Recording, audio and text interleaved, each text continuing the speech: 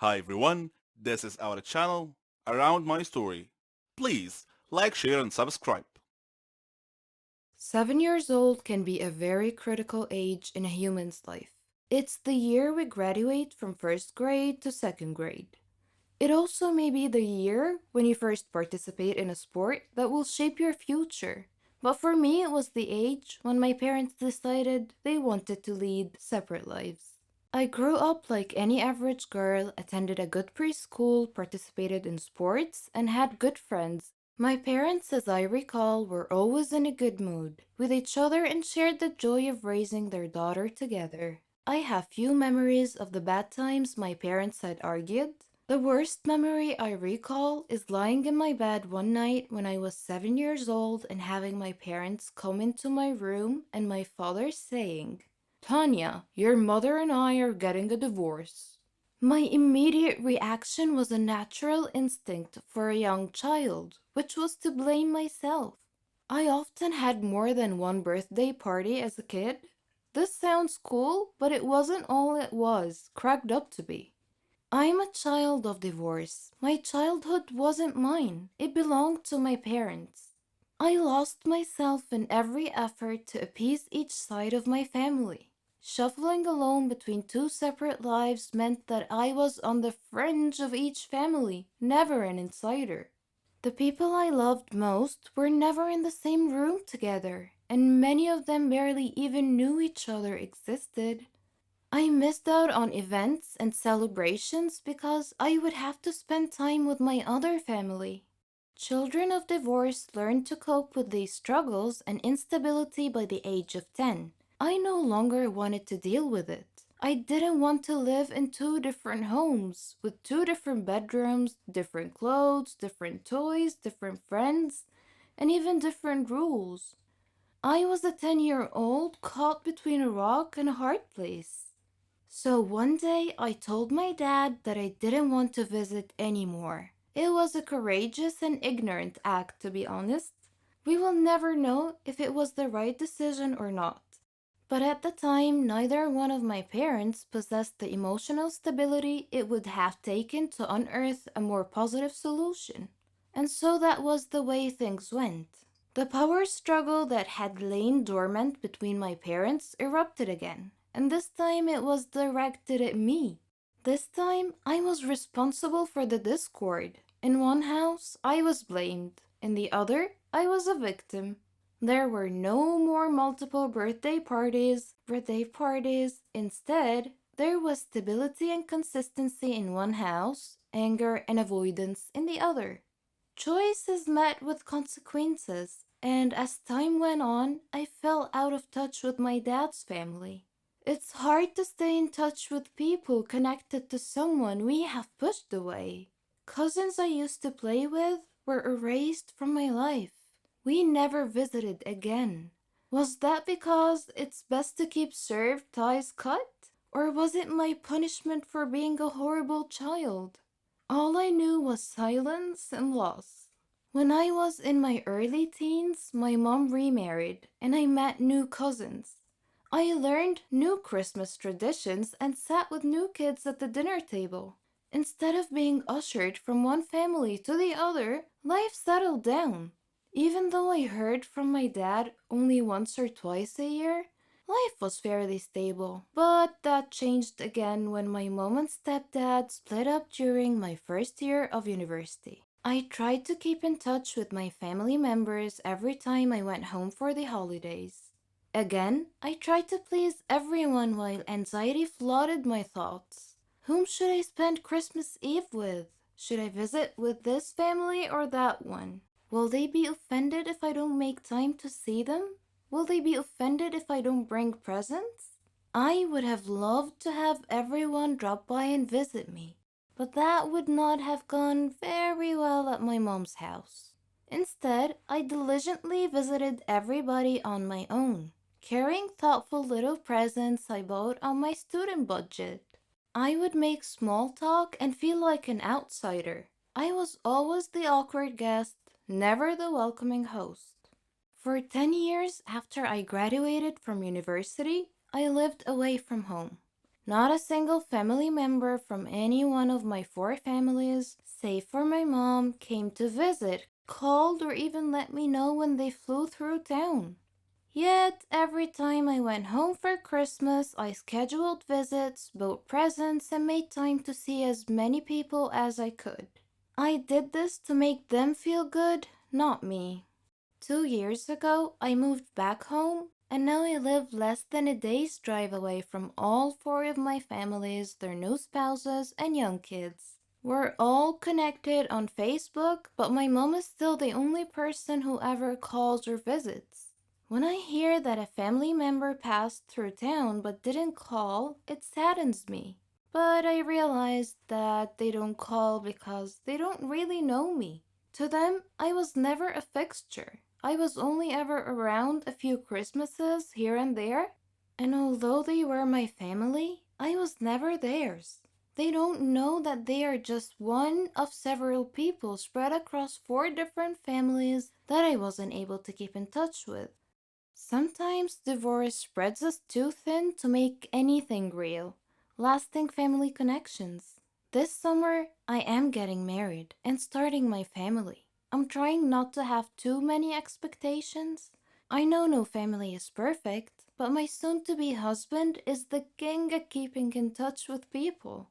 He's persistent, charismatic, forgiving, and loyal. He's teaching me what family means. Together, we will teach our kids to reach out to one another with compassion and to stick by each other through times of darkness. I'm looking forward to joy and friendship with my new family, and I plan to do everything I can to stay married. This is Tina, and this is a story about me and my biological mother.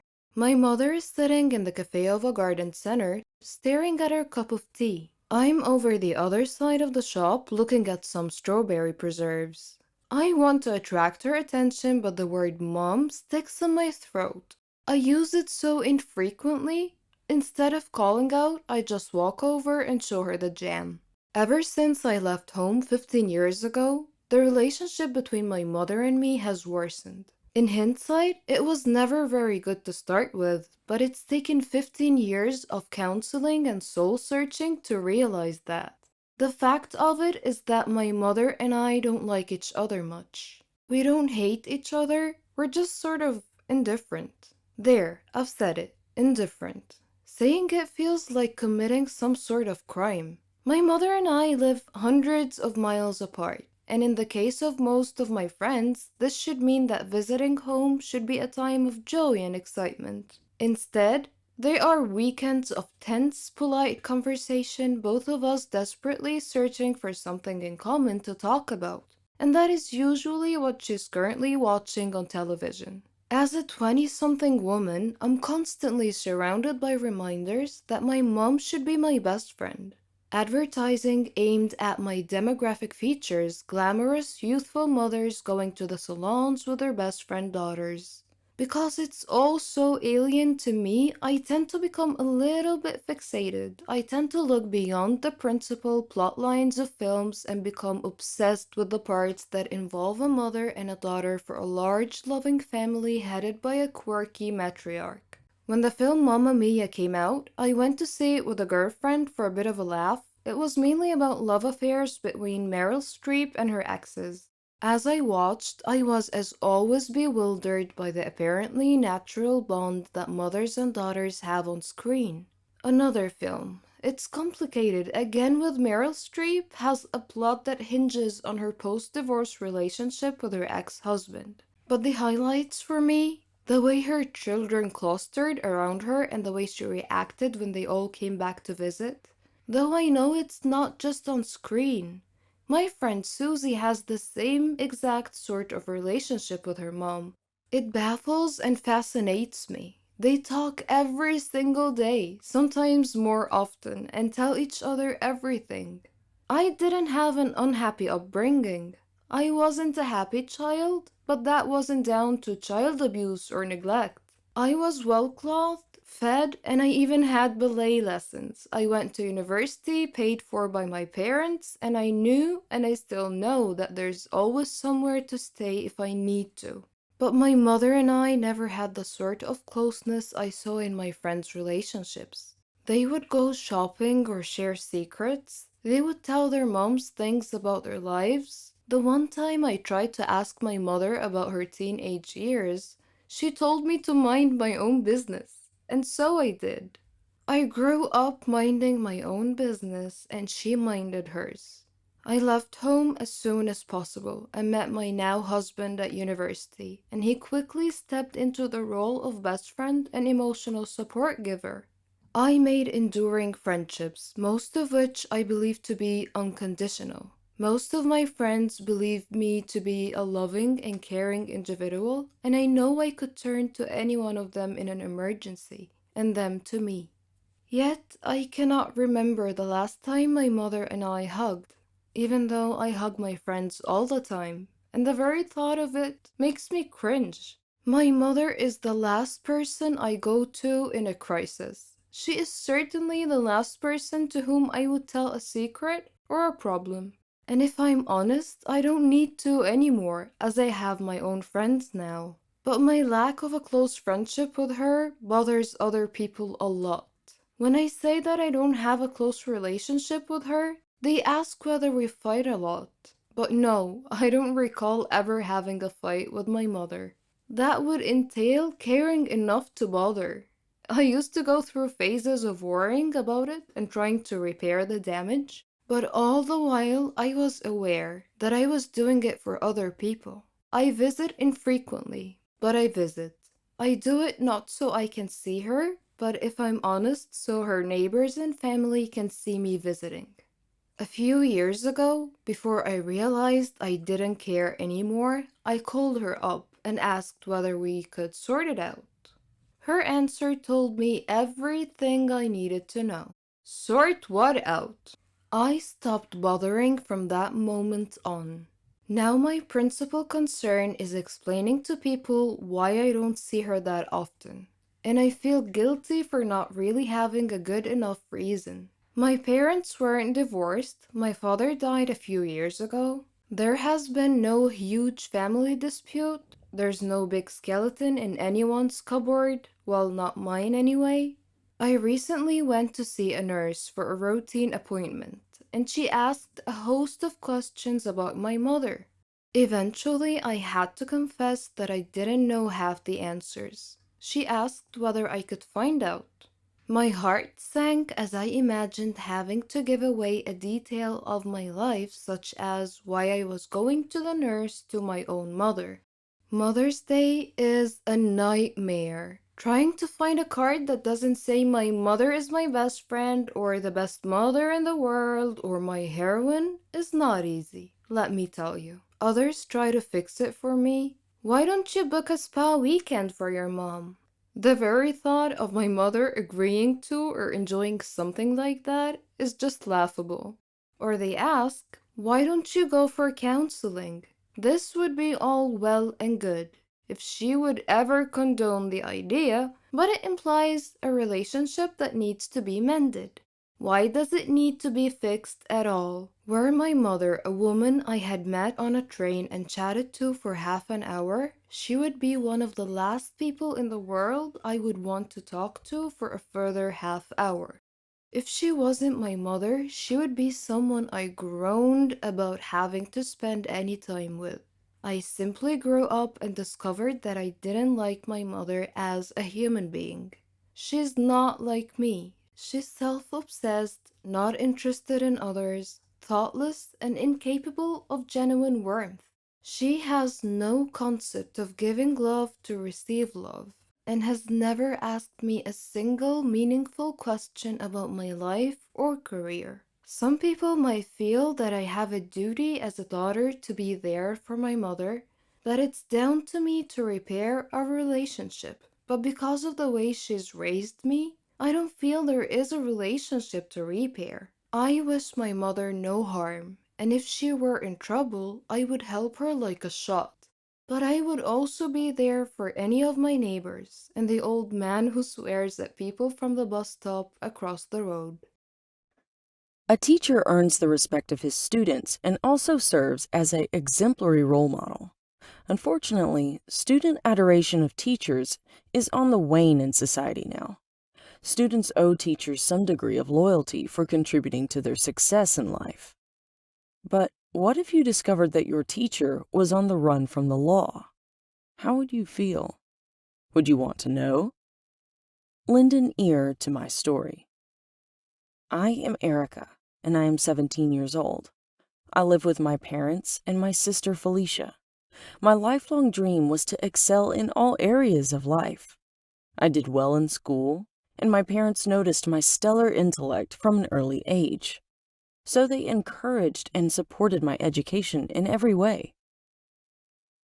I loved and respected all the teachers who ever taught me. I respected them for their efforts, and I took a dim view of my fellow students who didn't respect them.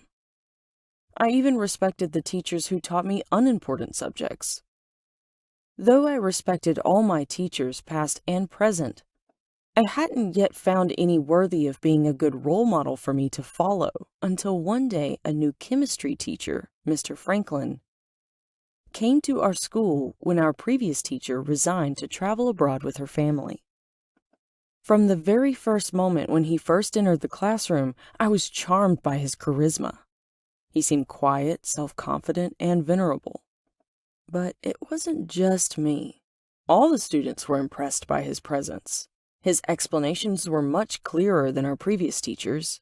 With every passing day, I loved him more and more. I had chosen a good role model. I was amazed by his resume qualifications and his erudition and experience. I liked to chat with him on breaks to benefit from his experience, wisdom, and insights. He never indicated that I was an annoyance to him.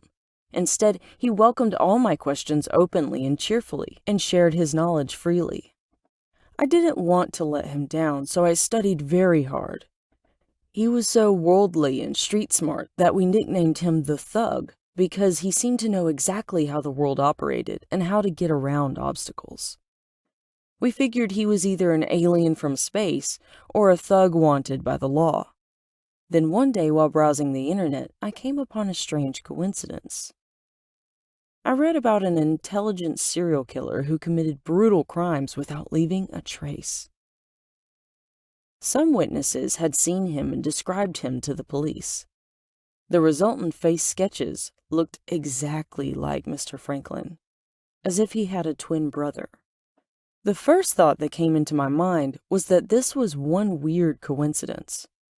When I went to school the next day, I showed him the news article and the sketch of the serial killer. When he saw the sketch, his features darkened. He asked me where I had read this news, and I told him that it was from a news website. He agreed that the similarity between him and the sketch was uncanny, but he seemed unconcerned, disinterested even. I was wondering if Mr. Franklin were to be the killer, what his motivation for killing might be. The next few days strengthened my suspicions when I heard about a murder in our neighborhood, which coincided with a time when Mr. Franklin was not at school. When he subsequently returned to school, he looked worried and nervous. If he were the killer, why would he risk coming back to school? I then began to consider that he might be planning to kill me because I knew his dirty little secret. I had trouble for sleeping for the next few days. Then one day after visiting one of my friends, I was walking home when I sensed that someone was following me.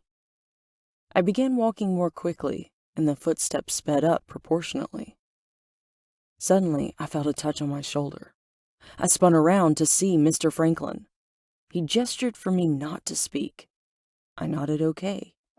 He then told me that he has a brother named Rodriguez, who was actually the serial killer that I had shown him in the news article. He said his brother followed him everywhere to torment him and cause trouble for him. He told me that he had to leave the city, and I was very sad to hear that. He hoped that we would meet again someday. After his disappearance from school, my mind was full of questions. Was he telling the truth? Was he truly innocent? I hope I find out the answers to my questions someday.